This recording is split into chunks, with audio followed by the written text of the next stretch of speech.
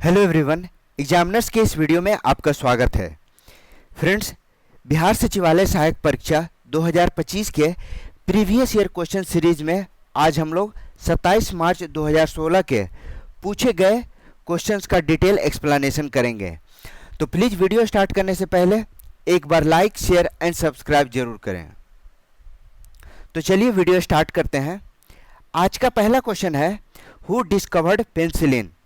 Penicillin की खोज किसने की थी? लुई पास्चर, अलेक्जेंडर फ्लेमिंग, ई आई कोरी या जेसी बोस? तो पेनिसिलिन जिसकी खोज की थी अलेक्जेंडर फ्लेमिंग ने।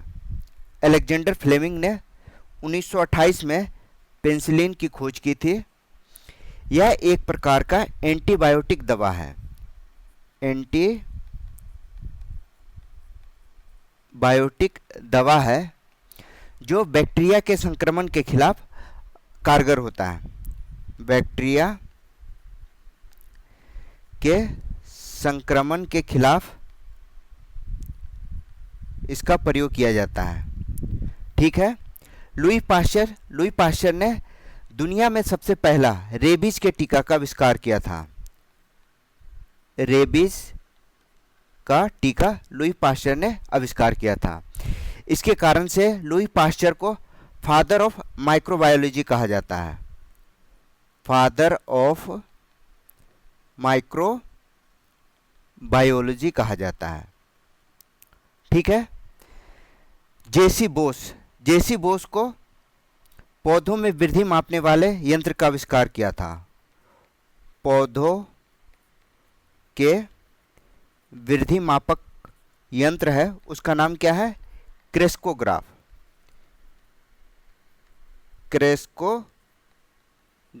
का आविष्कार के लिए जेसी बोस को जाना जाता है। ठीक है। तो इसका राइट आंसर क्या हो गया? तो इसका राइट आंसर है B, Alexander Fleming. Next question है, द टीन ड्रम किस नोबेल पुरस्कार विजेता की कृति है? Doris Lessing, Gunter Grass, Octavio Paz या साल बेलो? तो द टीन ड्रम जर्मनी के लेखक हैं। जर्मनी के गुंटर ग्रास की कृति है। तो बी इसका राइट आंसर है। अगला सवाल है, निम्नलिखित देशांतरों में कौन सा रेखा भारत की प्रमाणिक यामोत्तर रेखा है? यानी भारत की जो प्रमाणिक समय रेखा है वह कौन सी है? तो यह है 82.5 डिग्री, 82 डिग्री 30 मिनट पूर्वी। सी इसका राइट आंसर है। 82 डिग्री 30 मिनट पूर्व, जो कि इलाहाबाद के निकट जगह है नैनी। इलाहाबाद के पास जगह है नैनी।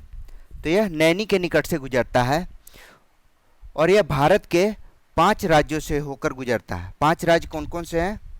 एक है यूपी, दूसरा है मध्य प्रदेश एमपी, थर्ड है छत्तीसगढ़, फोर्थ है उड़ीसा एंड फिफ्थ है आंध्र प्रदेश। तो याद रखिएगा, जो प्रधान यामियोत्तर रेखा है वह भारत के 5 राज्यों से होकर गुजरती है 82.5 डिग्री पूर्व में। नेक्स्ट क्वेश्चन है, भारत में ब्रॉड गेज में 2 रेल पटरियों के बीच मानक दूरी क्या रखी जाती है? What is the standard distance between 2 rails in broad gauge in India? तो जो हमारी भारत की रेल प्रणाली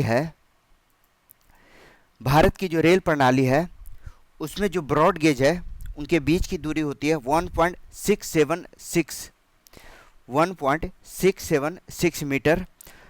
ब्रॉड गेज के बीच पटरियों की जो चौड़ाई होती है वह होता है, भारत में 3 प्रकार की लाइनें हैं। 3 प्रकार की लाइन है। पहला है broad gauge,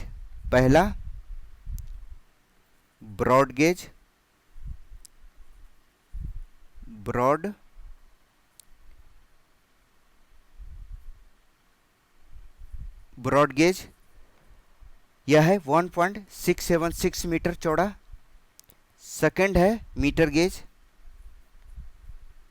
metre gauge 1 metre, and third है नैरो गेज। पहले नैरो गेज की ट्रेनें चलती थी लेकिन अब नहीं चलती है, तो नैरो गेज की है 0.610 मीटर। यही मुख्य रूप से 3 प्रकार के पटरियों को प्रयोग किया जाता था। अगला सवाल है, कर्नाटक के श्रवणबेलगोला में अवस्थित गोमतेश्वर की मूर्ति एक प्रमुख जैन धर्म स्थल है। इस मूर्ति की ऊंचाई क्या है? कई बार पूछा गया है कई एग्जाम में। गोमतेश्वर की मूर्ति कर्नाटक के श्रवणबेलगोला में है, जो कि जैन धर्म का यह पवित्र स्थल है। इस मूर्ति का जो निर्माण है, गोमतेश्वर की मूर्ति, वह गंग राजवंश के शासक का नाम है राचमल्ला, और इनके मंत्री हैं चामुंड राय। तो चामुंड राय ने गोमतेश्वर के मूर्ति का निर्माण कराया था 981 ईस्वी में, ठीक है, और इसकी ऊंचाई है 57 फीट। तो डी इसका राइट आंसर होगा। Who was the chairman of the 14th finance commission? 14वें वित्त आयोग के अध्यक्ष कौन थे? 14वां वित्त आयोग, इसका कार्यकाल था 2015 से 20, और इसके चेयरमैन थे वाई बी रेड्डी 2015 से 20 के बीच। 15वां वित्त आयोग, 15th फाइनेंस कमीशन, इसके चेयरमैन कौन थे? इनके चेयरमैन थे एन के सिंह, और इसका कार्यकाल था 2021 से 2026 के बीच। अभी चल रहा है 16th फाइनेंस कमीशन, और इसके चेयरमैन है अरविंद पनगड़िया,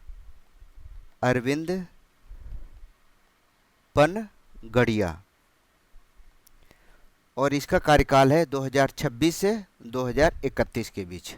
तो याद रखिएगा, इसका जो टाइम पीरियड है, इससे क्वेश्चन अक्सर पूछा जाता है। When was Patna university the 7th oldest university of the Indian सब कॉन्टिनेंट एस्टेब्लिश्ड? भारतीय उपमहाद्वीप का सातवां सबसे पुराना विश्वविद्यालय पटना विश्वविद्यालय कब स्थापित हुआ था? ऑब्वियस है, बिहार का एग्जाम है तो पटना विश्वविद्यालय के बारे में क्वेश्चन पूछा ही जाएगा। इसको जरूर ध्यान में रखिएगा, 1 अक्टूबर 1917 को। डी इसका राइट आंसर होगा। 1 अक्टूबर 1917 को पटना विश्वविद्यालय की स्थापना हुई। जैसा कि क्वेश्चन में ही दिया हुआ है, यह भारतीय उपमहाद्वीप का 7वां सबसे पुराना विश्वविद्यालय है, और यह बिहार का प्रथम यूनिवर्सिटी है, बिहार का प्रथम विश्वविद्यालय है।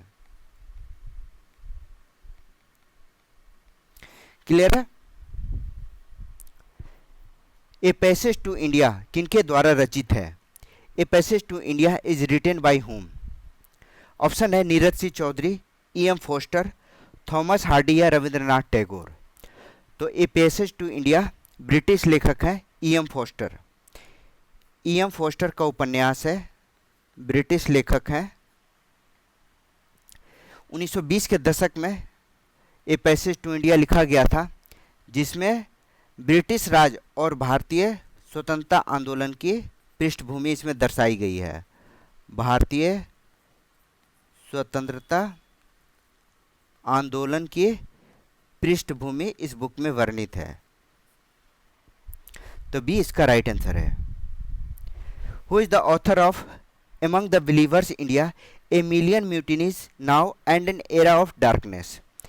Among the believers India, a million mutinies तथा an era of darkness, area नहीं है, एन एरा ऑफ डार्कनेस पुस्तक के लेखक कौन है?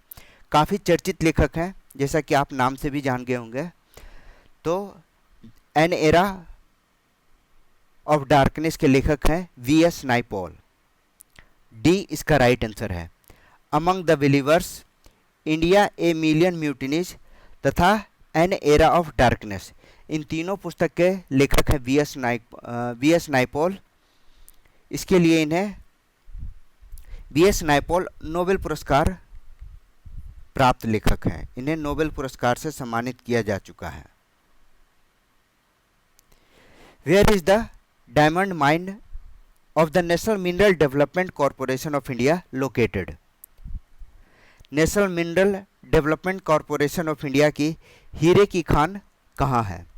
आपने सुना होगा हीरे की खान, जो कि मध्य प्रदेश के पन्ना में स्थित है। पन्ना की हीरे की खान काफ़ी प्रसिद्ध रही है। भारतीय खान जो ब्यूरो है उसके मुताबिक भारत में मध्य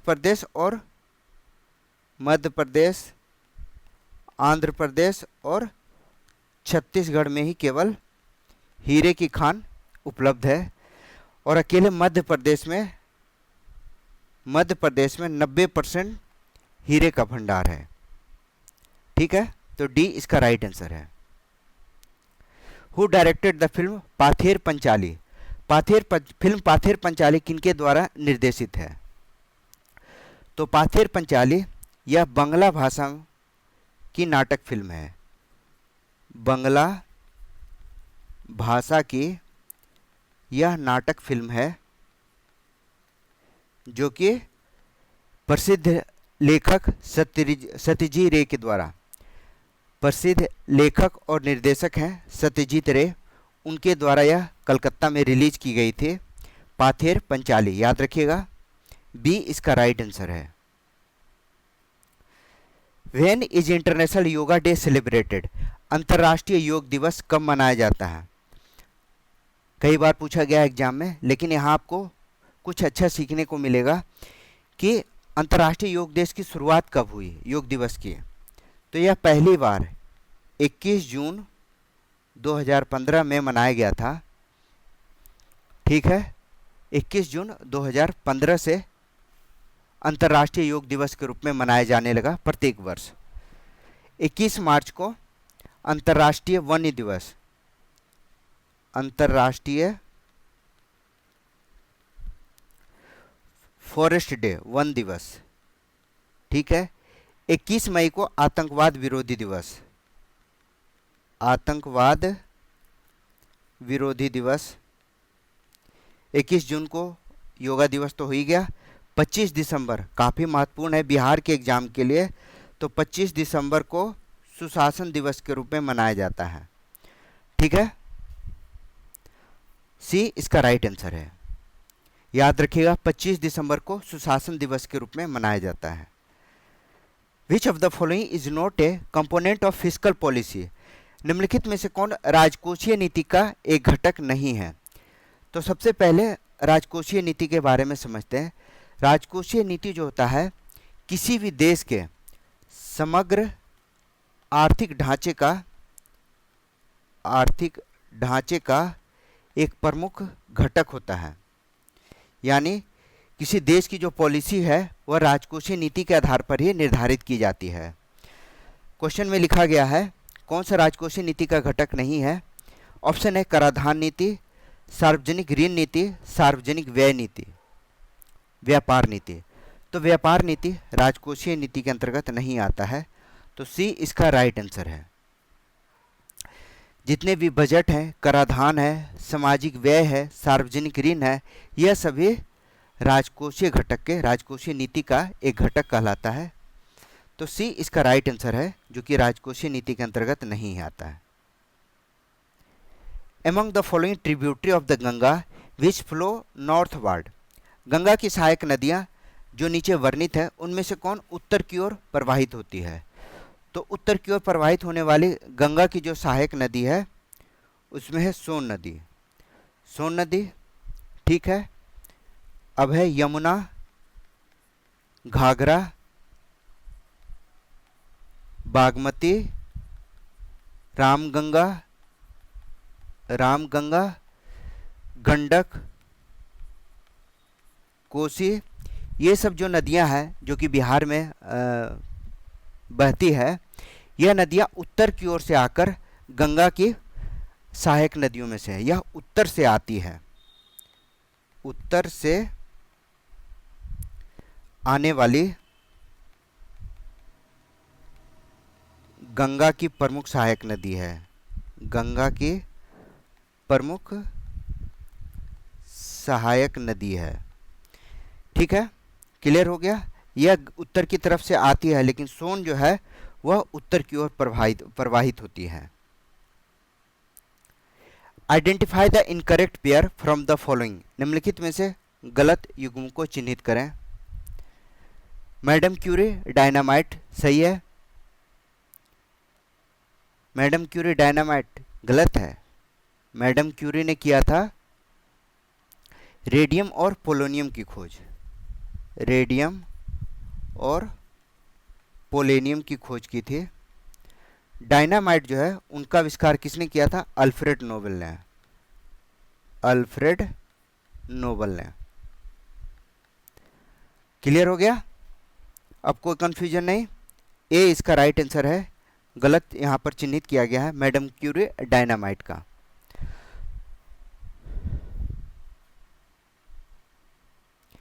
Among the following, where will sunrise occur first? निम्नलिखित में से सूर्योदय सबसे पहले कहाँ होगा? जो सबसे पूर्व में होगा वहाँ सूर्योदय सबसे पहले होगा। ऑप्शन है न्यूयॉर्क, हांगकांग, नई दिल्ली या टोक्यो। स्पष्ट है, टोक्यो जो कि पूर्व में है। जापान का सूर्योदय का देश कहा जाता है। टोक्यो को सूर्योदय का देश कहा जाता है। भारत में जो सबसे पहले सूर्योदय होता है वह कहाँ होता है? अरुणाचल में। अरुणाचल प्रदेश में, जो कि भारत में है, सबसे पहले सूर्योदय होता है। तो इसके अकॉर्डिंग विश्व में जापान होगा, टोक्यो होगा, तो डी इसका राइट आंसर है। और भारत में सबसे पहले अरुणाचल प्रदेश में सूर्योदय होगा। Who was the painter of the famous painting Hansa Damayanti? मशहूर पेंटिंग हंस दमयंती के चित्रकार कौन थे? बहुत बढ़िया सवाल है। हंस दमयंती जो है यह पेंटिंग 1899 में बना था। 1899 में। प्रसिद्ध चित्रकार हैं राजा रवि वर्मा। राजा रवि वर्मा ने इन्हें मलयाली चित्रकार के रूप में जाना जाता है। मलयाली चित्रकार के रूप में जाना जाता है। इन्होंने यह पौराणिक चित्रकार है ये। तो हंस दमयंती इन्हीं की कृति है। बी इसका राइट आंसर है। Which of the following books was written by Phanishwar Nath Renu? निम्नलिखित में से कौन सी पुस्तक फणीश्वर नाथ रेणु के द्वारा रचित है? बहुत ही चर्चित पुस्तक है महिला आंचल। यह फणीश्वर नाथ रेणु की युगांतकारी कृति है। युगांतकारी कृति है।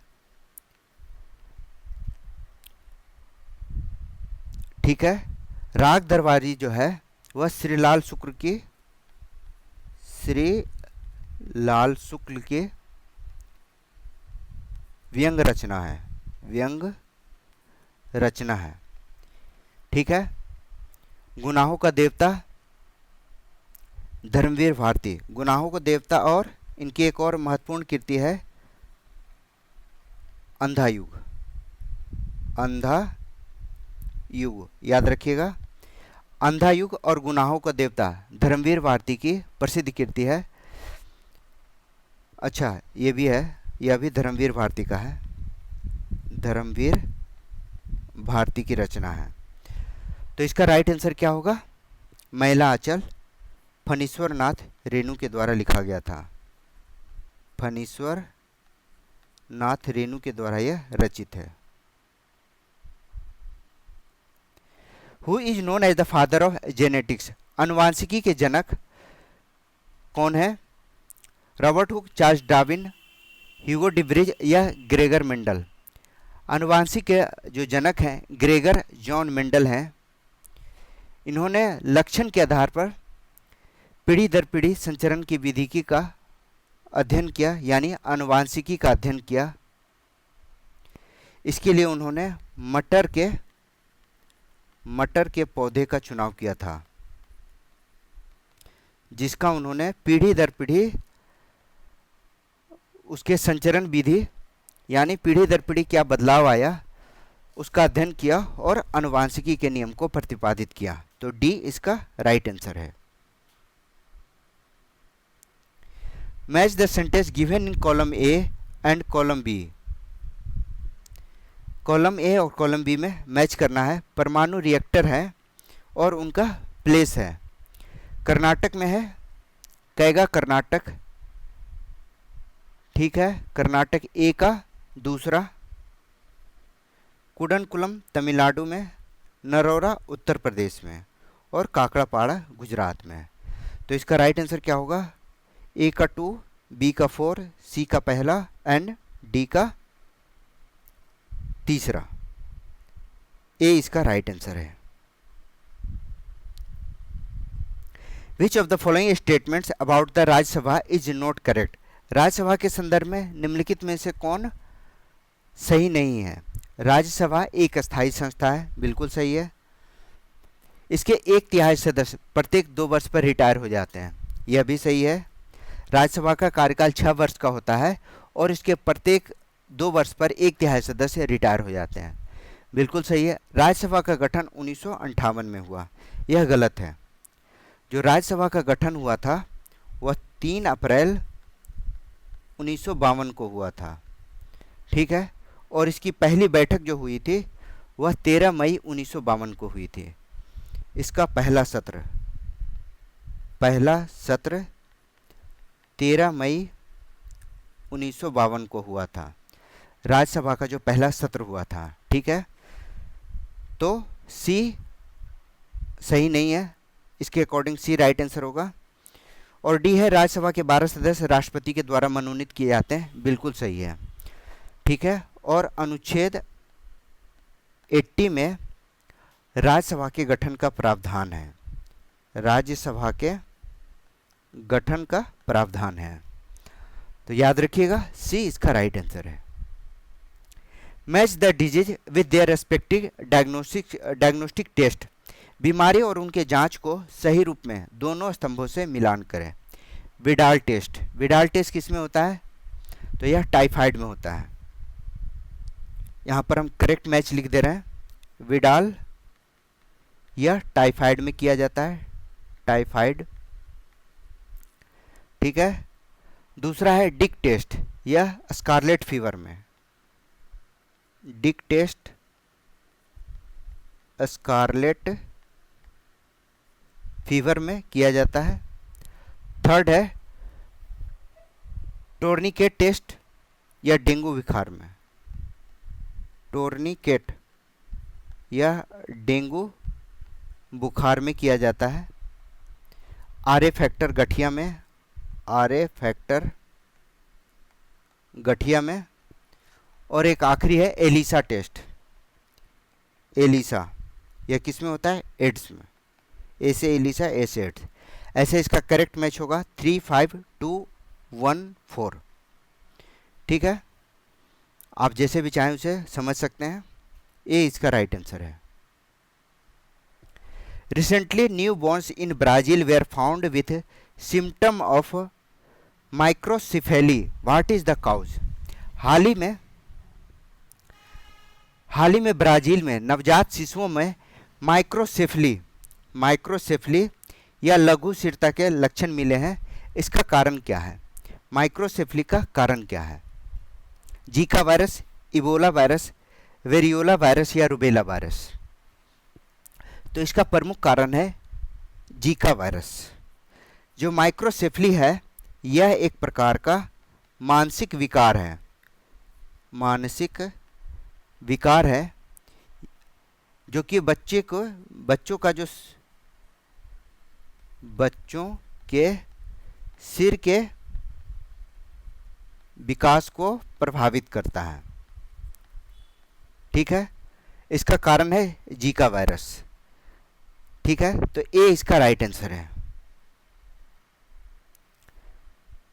जोआकिन गुजमैन उर्फ अल चापो गुजमैन एक है, कौन है?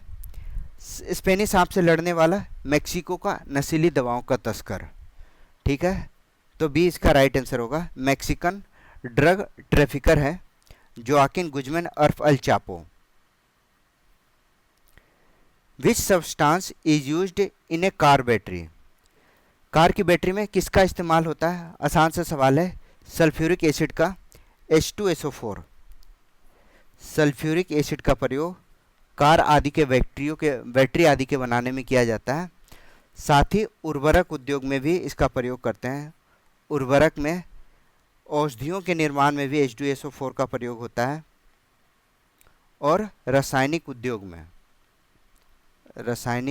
में भी इसके साथ साथ अन्य भी, जैसे विस्फोटक पदार्थों का जो उद्योग है उसमें भी H2SO4 का प्रयोग करते हैं। तो ये इसका राइट आंसर है, sulphuric acid. Who was the vice chairman of NITI Aayog form in 2015। 2015 में नीति आयोग, जो कि योजना आयोग के जगह पर स्थापित किया गया था। नीति आयोग का फुल फॉर्म क्या है? National institute of transforming India. इसका गठन हुआ था 2015 में। तत्कालीन इसके जो सीईओ थे वह थे अरविंद पनगढ़िया। लेकिन वर्तमान में सीईओ हैं अभी, वर्तमान में इसके सीईओ हैं BVR सुब्रमण्यम। BVR क्वेश्चन आ भी सकता है तो याद रखिएगा। BVR सुब्रमण्यम जो हैं इसके सीईओ हैं। इसके उपाध्यक्ष हैं सुमन बेरी। और प्रधानमंत्री जो होते हैं, प्रधानमंत्री इसके पदेन अध्यक्ष होते हैं। तो याद रखिएगा, यह चेंज नहीं होगा। और जैसा कि क्वेश्चन में ही लिखा हुआ है कि नीति आयोग का गठन 2015 में हुआ था। तो इस क्वेश्चन के अकॉर्डिंग अरविंद पनगढ़िया होगा, लेकिन अभी के अकॉर्डिंग मैंने इंफॉर्मेशन दे दी है, आप उसको जरूर ध्यान में रखिएगा। व्हाट इज बोको हरम? बोको हरम क्या है? तो बोको हरम यह एक नाइजीरियाई आतंकवादी संगठन है। नाइजीरिया का आतंकवादी संगठन है, जिसका जो क्षेत्र है, आतंक का क्षेत्र है, वह उत्तरी अफ्रीका के देश है। उत्तरी अफ्रीका के देश जो हैं इससे प्रभावित हैं। ठीक है। इस संगठन का जो शॉर्टकट नाम है, इसे शॉर्ट में ISWAP के नाम से कहा जाता है, Islamic State of West Africa Province. Islamic State of West Africa Province. Next है, who was the first posthumous recipient of the Bharat Ratna. मरणोपरांत भारत रत्न किसे दिया गया? तो भारत के दूसरे प्रधानमंत्री है लाल बहादुर शास्त्री, जो कि 9 जून 1964 से लेकर 11 जनवरी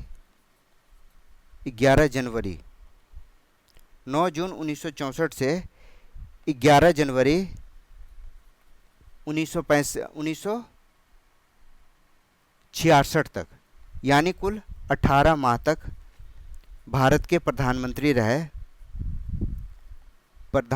रहे और मरणोपरांत भारत रत्न प्राप्त करने वाले पहले व्यक्ति बने।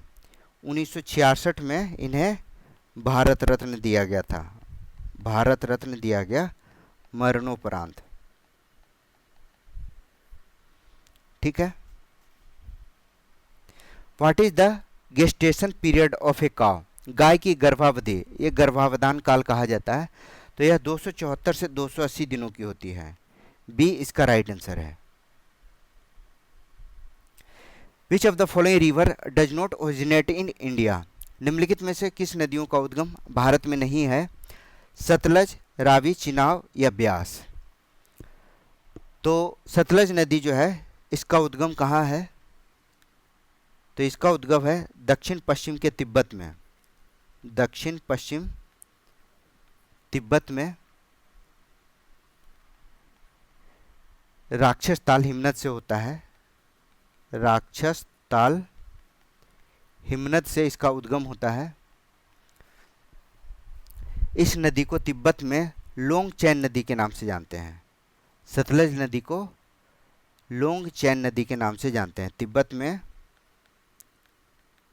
लोंग चैन नदी। क्लियर है?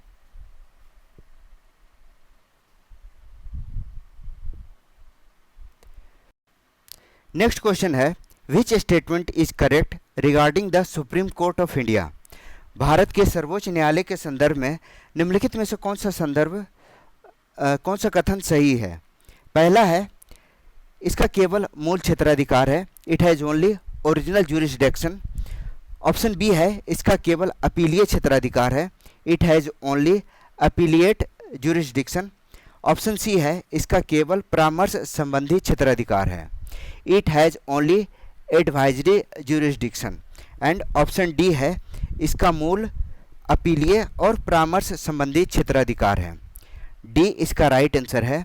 आर्टिकल 132, 133 एंड 134, 136 इन सभी में यह दर्शाया गया है कि सर्वोच्च न्यायालय एक अपीलीय अधिकारता है, यानी अपील का न्यायालय है, जिसमें मूल अपीलीय और परामर्श संबंधी क्षेत्राधिकार है। परामर्श संबंधी क्षेत्राधिकार का वर्णन आर्टिकल 143 के अंतर्गत किया गया है, जिसके अंतर्गत सर्वोच्च न्यायालय एक परामर्श दात्री संस्था के रूप में वर्णित किया गया है। आर्टिकल 124 में सुप्रीम कोर्ट के गठन का प्रावधान है। ठीक है, तो डी इसका राइट आंसर है। नेक्स्ट क्वेश्चन है, jallikattu the bull taming sport is associated with which state? Jallikattu सांडों की लड़ाई किस राज्य से संबंधित है? तो जल्लीकट्टू जो है वह तमिलनाडु में काफ़ी फेमस है। वहाँ यह एक पारंपरिक खेल के रूप में मनोरंजन के लिए इसे सांडों की लड़ाई किया जाता है। यह मुख्य रूप से पोंगल त्यौहार के दौरान किया जाता है। पोंगल त्यौहार के दौरान यह तमिलनाडु के गौरव तथा संस्कृति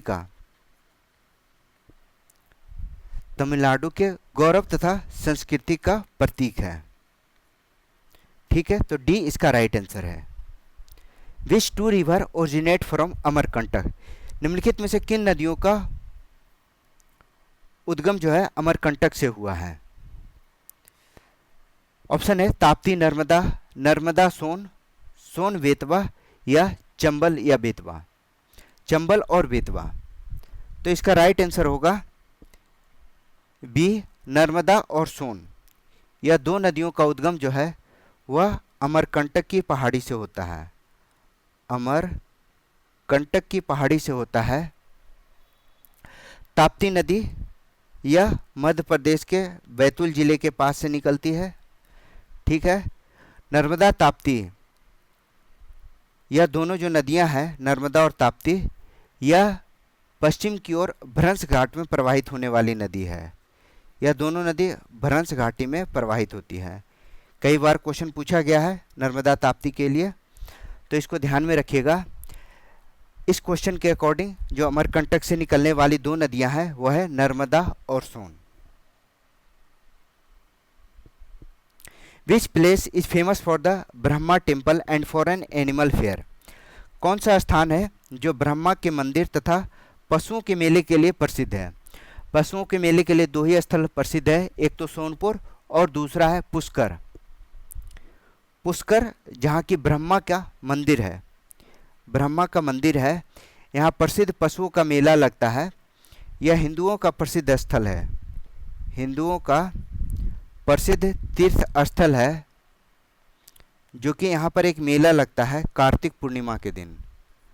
कार्तिक पूर्णिमा के दिन। तो याद रखिएगा, अजमेर के आसपास स्थित है पुष्कर। तो ए राइट आंसर है। Which is the first organic state of India? Bharat का पहला ऑर्गेनिक राज्य है सिक्किम। पहला राज्य है सिक्किम, जो कि 2016 में ऑर्गेनिक राज्य के रूप में घोषित किया गया, और सिक्किम के बाद जो सेकंड राज्य है ऑर्गेनिक, उसका नाम है लक्षद्वीप। ठीक है, लक्षद्वीप को भी सिक्किम के बाद जैविक घोषित किया गया है ऑर्गेनिक राज्य के रूप में। An arbitrary law is no law at all. The Supreme Court in India upheld this principle in which case? उच्छृंखल कानून कोई कानून नहीं है। भारत के सर्वोच्च न्यायालय ने किस मामले में इस सिद्धांत को संपुष्ट किया है? तो इसके लिए है B, Maneka Gandhi case. Maneka Gandhi case में भारत सरकार का मुकदमा हुआ था 1978 में, जिसमें सर्वोच्च न्यायालय ने न्यायिक शासन की स्थापना करते हुए कहा, न्यायिक शासन की स्थापना करते हुए कहा कि संविधान का अनुच्छेद 21 के अंतर्गत कानून द्वारा स्थापित प्रक्रिया के सिवाय किसी व्यक्ति को जीवन और व्यक्तिगत स्वतंत्रता से वंचित नहीं किया जा सकता है। ठीक है, तो बी इसका राइट आंसर है।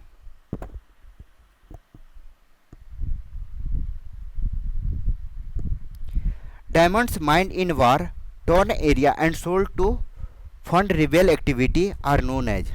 युद्धग्रस्त क्षेत्रों में उत्खनन कर राजद्रोही गतिविधियों के लिए बेचे जाने वाले हीरे निम्नलिखित में से किस नाम से जाने जाते हैं? तो इसे कहा जाता है ब्लड डायमंड। ब्लड डायमंड युद्धग्रस्त क्षेत्र में जो खनन होता है वह खनन करके राजद्रोही गतिविधियों के लिए बेचा जाने वाला हीरा है।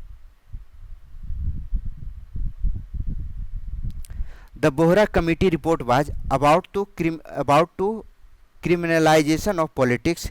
N.N. Bohra, the chairman, is currently the governor of।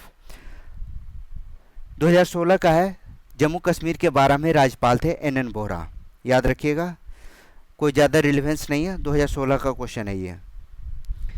Prohibition of intoxicating drinks is directed in which article of the constitution. याद रखिएगा, शराबबंदी जो है हमारे संविधान के किस धारा में निर्देशित है? तो यह हमारे नीति निर्देशक तत्व के अधीन आता है, आर्टिकल 47 में। किसमें? नीति निर्देशक तत्व के अंतर्गत। नीति निर्देशक तत्वों का वर्णन आर्टिकल 36 से लेकर 51 के अंतर्गत है। ठीक है, तो याद रखिएगा आर्टिकल 47 शराबबंदी कानून से संबंधित है। दुधारू पशुओं में कैल्शियम की कमी के कारण होता है।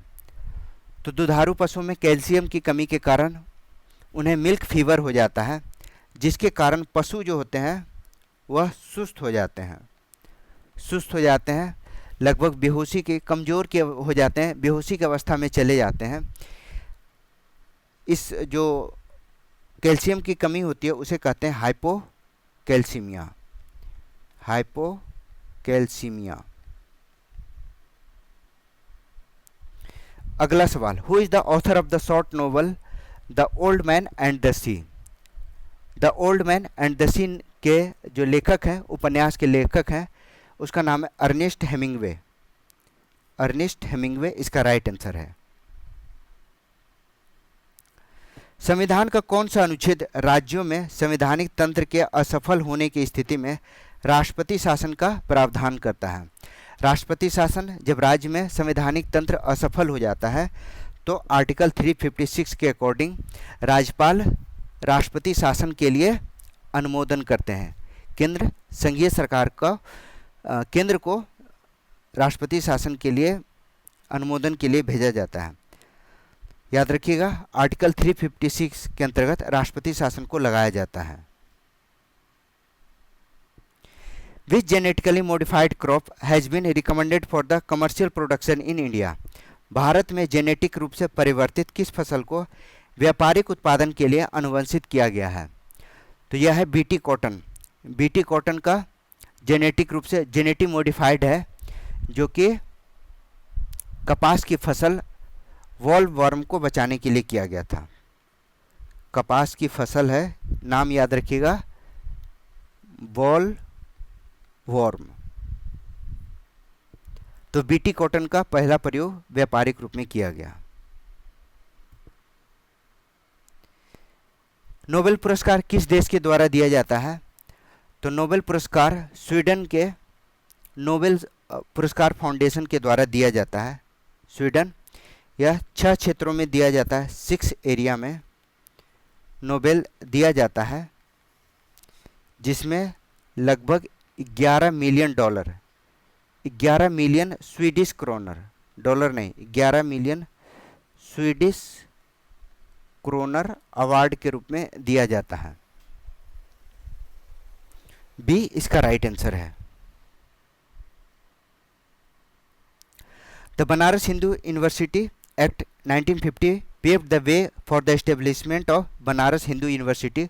Who was it's founder? Banaras Hindu विश्वविद्यालय 1915 से बनारस हिंदू विश्वविद्यालय की स्थापना का मार्ग प्रशस्त हुआ। इसके संस्थापक कौन थे? BHU की स्थापना हुई थी 1916 में और इसके संस्थापक पंडित मदन मोहन मालवीय थे। पंडित मदन मोहन मालवीय को महामना के नाम से जाना जाता है। भारत के दूसरे राष्ट्रपति सर्वपल्ली राधाकृष्णन ने मदन मोहन मालवीय को कर्मयोगी की संज्ञा दी थी। याद रखिएगा, कर्मयोगी की संज्ञा दी थी सर्वपल्ली राधाकृष्णन ने। भारत के दूसरे राष्ट्रपति थे, सेकंड राष्ट्रपति। कई बार क्वेश्चन पूछा गया है तो इसका ध्यान रखिएगा। निम्नलिखित कॉलम का सही मिलान करें। बांदीपुर नेशनल पार्क, बांदीपुर कहाँ है? तो यह कर्नाटक में है। बांदीपुर कर्नाटक में है। बक्सा टाइगर रिजर्व वेस्ट बंगाल में है। ठीक है। Mount Abu wild life sanctuary, mount Abu कहाँ है? राजस्थान में। और है पेंच नेशनल पार्क, यह मध्य प्रदेश में है। तो इसके अकॉर्डिंग राइट आंसर हो गया 4, 3, 1 एंड 2। निम्नलिखित में कौन सा भारत का राष्ट्रीय जलीय जीव है? भारत का राष्ट्रीय जलीय जीव की संज्ञा किसे दी गई है? गंगेश डॉल्फिन को। डॉल्फिन को भारत का राष्ट्रीय जलीय जीव के रूप में मान्यता दी गई है। जो डॉल्फिन है मुख्य रूप से भारत, बांग्लादेश, नेपाल और पाकिस्तान के नदियों में पाया जाता है। पाकिस्तान के नदियों में पाया जाता है। इसे 2009 में राष्ट्रीय जलीय जीव घोषित किया गया है। राष्ट्रीय जलीय जीव घोषित किया गया है। जरूर याद रखिएगा, एक क्वेश्चन आपका सही होगा, इस बात की गारंटी है। गंगेश डॉल्फिन को राष्ट्रीय जलीय जीव घोषित किया गया 2009 में। सूची 1 को सूची 2 से मिलान करना है। खाद्य उत्पादन में वृद्धि किसमें हुई थी? तो यह हरित क्रांति की देन थी। पहला है हरित क्रांति। दुग्ध उत्पादन यह श्वेत क्रांति के द्वारा हुआ था। मत्स्य उत्पादन नीली क्रांति। और है फर्टिलाइजर उर्वरक, तो यह भूरी क्रांति के अंतर्गत आता है। तो इसका राइट मैचिंग होगा 1, 3, 2 एंड 4। ए इसका राइट आंसर है। The green index has been developed by, हरा सूचकांक विकसित किया गया था। ग्रीन इंडेक्स क्या है? तो यह विश्व बैंक के द्वारा इंडेक्स विकसित किया गया इंडेक्स है, जो कि पर्यावरण स्थिरता को दर्शाता है। पर्यावरण स्थिरता को दर्शाने वाला इंडेक्स है। याद रखिएगा, ग्रीन इंडेक्स। नेक्स्ट है, निम्नलिखित में से किस वाद में भारतीय संविधान के मूल ढांचे की अवधारणा को प्रतिपादित किया गया था? तो यह है, आसान सा सवाल है, केशवानंद भारती विवाद में। ऑप्शन में नहीं है। केशवानंद भारती विवाद में केशवानंद भारती का विवाद हुआ था, जिसमें मौलिक अधिकारों पर एक विवाद पर निर्णय देते हुए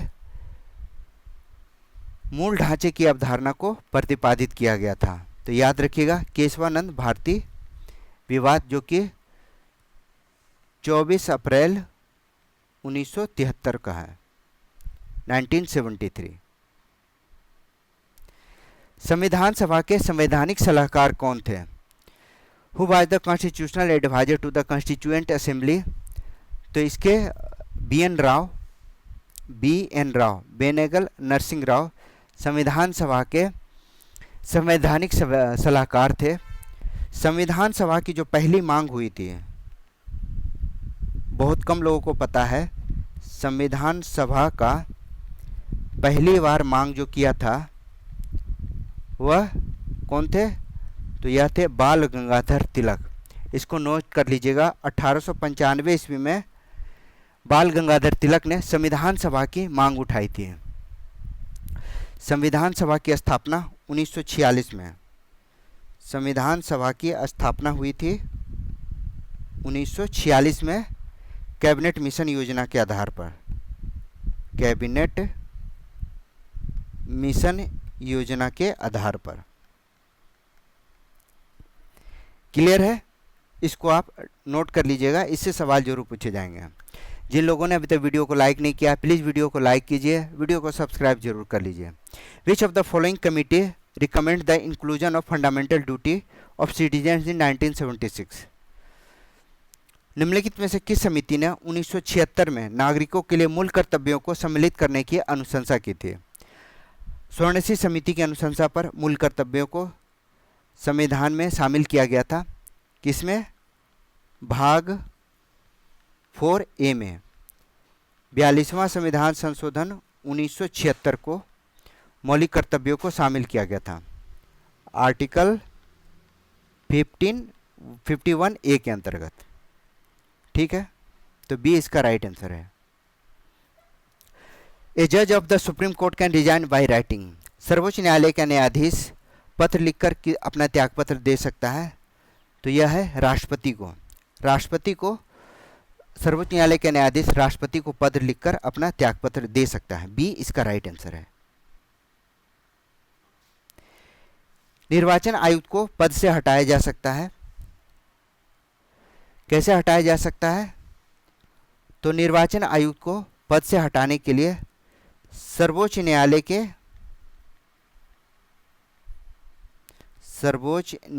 के न्यायाधीश को जैसे हटाने की प्रक्रिया के समान प्रक्रिया से हटाया जा सकता है, यानी उनके पद के दुरुपयोग या किसी आरोप के सिद्ध होने पर या क्षमता के आधार पर संसद के माध्यम से इन्हें हटाया जा सकता है। तो डी इसका राइट आंसर है। टाइगर वुड्स किस खेल से संबंधित हैं? तो आसान सा सवाल है। टाइगर वुड्स जो कि प्रसिद्ध गोल्फ प्लेयर हैं, विश्व के नंबर 1 गोल्फ प्लेयर रह चुके हैं। इन्होंने 11 बार 11 टाइम्स इन्होंने PGA player of the year award जीता है। PGA player of the year का अवार्ड जीता है। यह रिकॉर्ड है, याद रखिएगा टाइगर वुड्स के बारे में। Sound waves can not travel? ध्वनि तरंगें किस माध्यम से नहीं चलती हैं? तो ध्वनि तरंगें निर्वात में नहीं चलती हैं, क्योंकि इसे गति करने के लिए माध्यम की आवश्यकता है। ध्वनि की गति वायु में 332 किलोमीटर प्रति घंटा होता है। तो डी इसका राइट आंसर है। सूची 1 एंड सूची 2 को मैच करना है। एड्रेनिल किस में होता है? तो यह पुरुषों में पाए जाने वाला हार्मोन है। गुस्सा या डर, एड्रेनिल जो है गुस्सा या डर को निरूपित करता है। ठीक है। दूसरा है एस्ट्रोजन। एस्ट्रोजन मादा यौन लक्षण है। इसका प्रयोग महिलाएं, एस्ट्रोजन का महिलाएं, एक मिनट,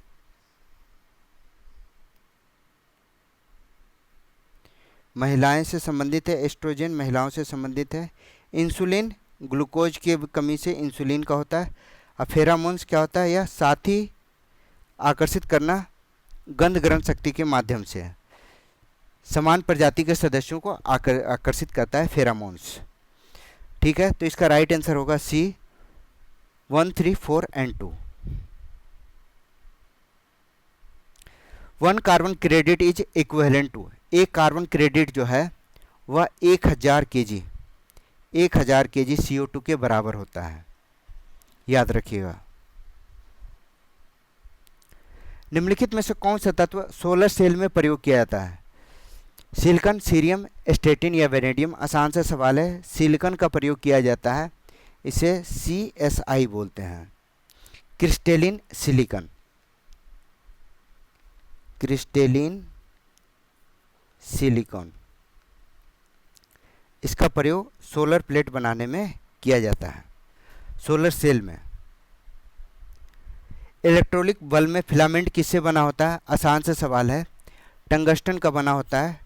टंगस्टन का जो गलनांक होता है, इसका जो गलनांक होता है वह अति उच्च होता है, 3422 degree centigrade, 3422 degree centigrade.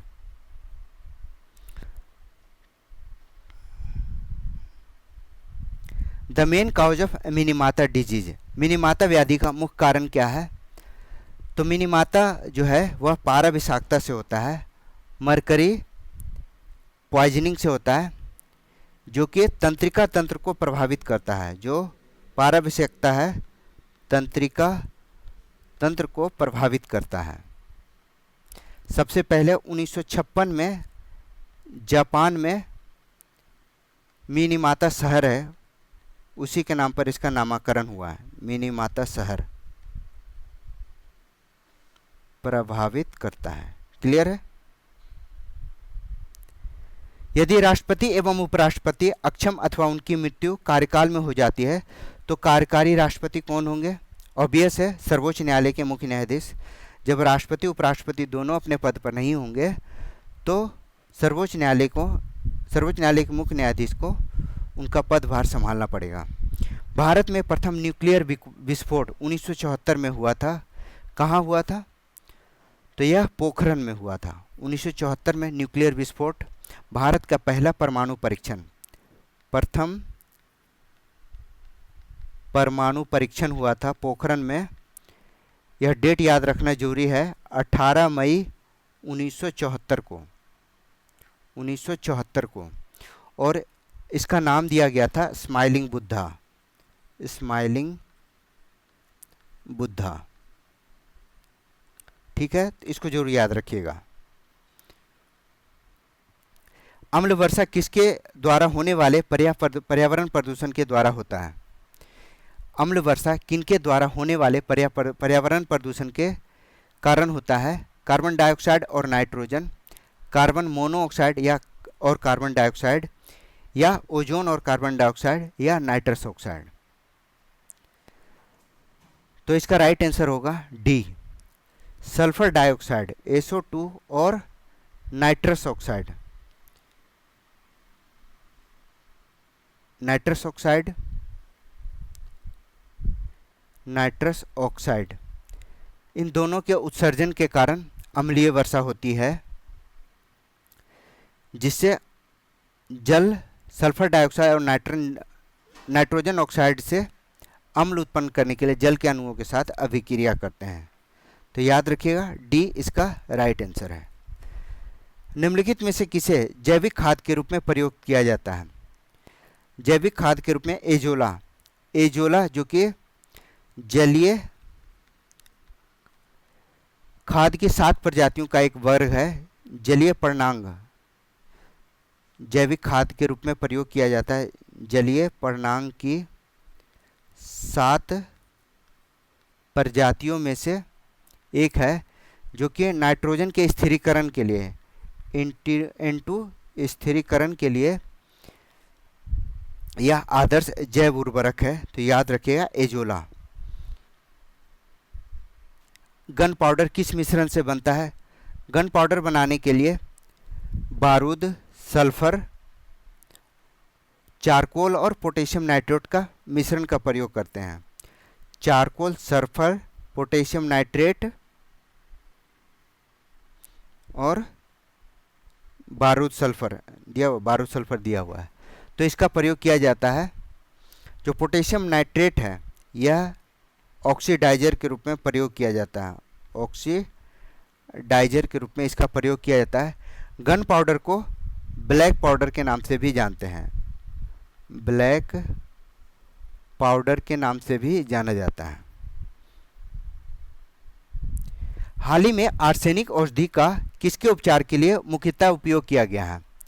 Arsenic औषधि का उपयोग आर्सेनिक ट्राइऑक्साइड चिकित्सा के क्षेत्र में कैंसर रोधी के रूप में इसका प्रयोग किया जाता है।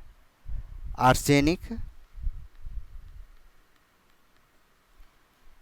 ट्राइऑक्साइड यह रसायन है जिसका प्रयोग कैंसर रोधी औषधि के रूप में प्रयोग करते हैं। क्लियर है? तो सी इसका राइट आंसर है। Soap is the sodium salt of which acid? साबुन किसका सोडियम सॉल्ट है? तो राइट आंसर है स्टीरिक एसिड। स्टीरिक एसिड जो कि कार्बोक्सिल एसिड जैसे यह लंबी साबुन जो है लंबी श्रृंखला से तैयार होती है, जिसमें कार्बोक्सिल एसिड और स्टीरिक एसिड, पॉल्मेटिक एसिड इत्यादि पोटेशियम लवणों का प्रयोग किया जाता है। तो सी इसका राइट आंसर है। शॉर्ट में याद रखिएगा कि यह स्टीरिक एसिड का सोडियम सॉल्ट है। निम्न प्रदूषकों में कौन जैव विघटित है? जैव विघटित है पारा, वाहित मल, प्लास्टिक या एस्बेस्टस। तो वाहित मल सीवेज जो है वह जैव निम्नीकरण प्रदूषक का उदाहरण है। जैव निम्नीकरण प्रदूषक का उदाहरण है। यह ऐसा प्रदूषक है जो प्राकृतिक रूप से अपघटित किया जा सकता है। तो बी इसका राइट आंसर है। पीतल एक मिश्र धातु है। पीतल किसका मिश्र धातु है? तो तांबे और जस्ते का। ए इसका राइट आंसर है। तांबे और जस्ते का मिश्र धातु है जिससे कि पीतल का निर्माण किया जाता है। इनमें से कौन सी गैस है जो इनर्ट गैस नहीं है? तो इनर्ट गैस वे गैसें होती है जो गैर अभिक्रियाशील होती है। इन्हें नोबल गैस भी कहा जाता है। नोबल गैस भी कहा जाता है। इनकी संख्या जो है वह 6 है। कौन कौन? Helium, argon, neon, krypton, xenon, xenon को सेनॉन भी बोलते हैं, और रेडॉन। यह 6 हैं जो कि अक्रिय गैसों में आते हैं। फ्रियोन जो है वह इनर्ट गैस नहीं है। तो सी इसका राइट आंसर है। क्लोरोफिल एवं हीमोग्लोबिन में क्रमशः युक्त है। क्लोरोफिल एवं हीमोग्लोबिन में मैग्नीशियम एवं फेरस। क्लोरोफिल में मैग्नीशियम पाया जाता है और हीमोग्लोबिन में आयरन पाया जाता है, Fe। तो सी इसका राइट आंसर है। याद रखिएगा यह दोनों जो है लगभग हीमोग्लोबिन के समान ही है। तो सी इसका राइट आंसर है। अंतर्राष्ट्रीय इकाई पद्धति के अनुसार रेडियो एक्टिविटी की इकाई क्या है? तो रेडियो एक्टिविटी की इकाई है बेकुरल। रेडियो धर्मिता की इकाई है हेनरी बेकुरल। हेनरी बेकुरल इसके आविष्कारक थे। गहरा जामुनी यौगिक पदार्थ जो एंटीसेप्टिक एवं डिसइंफेक्टेंट की तरह होता है, इसको कहते हैं potassium permanganate. C potassium permanganate जो होता है वह गहरा बैंगनी रंग का होता है, जामुनी रंग का। यह रोगाणुनाशी के रूप में या रोगाणुरोधक के रूप में प्रयोग किया जाता है। तो इसका राइट आंसर है सी, पोटेशियम परमैंगनेट। घाव वगैरह हो जाने पर उसकी सफाई के लिए या अन्य कार्य के लिए भी, जैसे डिटॉल यूज करते हैं, उसी तरह पोटेशियम परमैंगनेट का भी प्रयोग किया जाता है रोगाणुनाशी के रूप में। वनस्पति तेल से वनस्पति घी बनाने के लिए किसका उपयोग करते हैं? तो इसके लिए एक प्रक्रिया है, उसको कहते हैं हाइड्रोजिनेशन। हाइड्रोजिनेशन, जिसमें वनस्पति तेल को घी के रूप में, वनस्पति घी के रूप में प्रोसेस किया जाता है।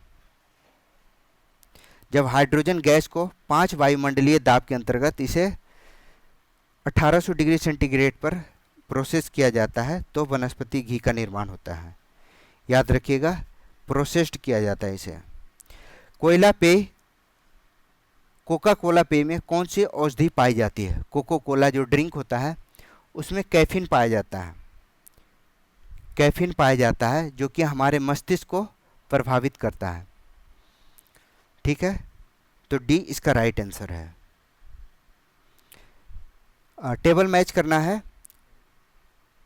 विंगलेस इंसेक्ट, यानी जिसका विंग्स नहीं हो, वह कौन है?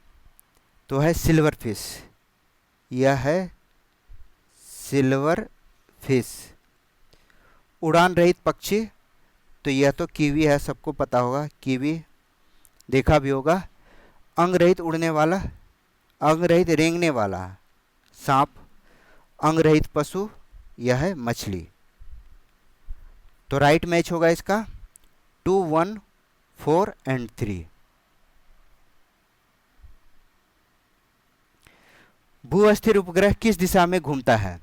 भू-अस्थिर उपग्रह पृथ्वी की परिक्रमा करने वाला एक उपग्रह होता है जो कि भूमध्य रेखा के ऊपर, भूमध्य रेखा के ऊपर लगभग 36,000 किलोमीटर की ऊंचाई पर स्थापित किया जाता है, जो कि पृथ्वी के घूर्णन की दिशा जो पश्चिम से पूर्व है। पृथ्वी के घूर्णन की दिशा क्या है? पश्चिम से पूर्व है। तो यह जो भूस्थैतिक उपग्रह है वह भी पश्चिम से पूर्व की समान दिशा में ही पृथ्वी की परिक्रमा करता है। ठीक है। ओजोन बायोस्फीयर को बचाती है। ओजोन परत जो है हमारे वायुमंडल के परावैंगनी किरणों से हमें बचाती है। तो यह अल्ट्रावायलेट किरणों से हमें बचाती है, जो कि समताप मंडल क्षेत्र में स्थित है। ओजोन बायोस्फीयर जो है समताप मंडल में स्थित है, जो कि हमारे परावैंगनी किरणों के 97% से लेकर 99% मात्रा को अवशोषित कर लेता है। क्लियर है? तो यह अल्ट्रावायलेट किरणों से हमें बचाती है। तो यह था बिहार एसएससी के 27 मार्च 2016 में पूछे गए क्वेश्चंस का डिटेल एक्सप्लेनेशन। प्लीज़ वीडियो को लाइक कीजिएगा, वीडियो को शेयर कीजिए और इसे सब्सक्राइब करना बिल्कुल भी ना भूलिए। मेरा नाम है Rahul Sinha. Thank you for watching.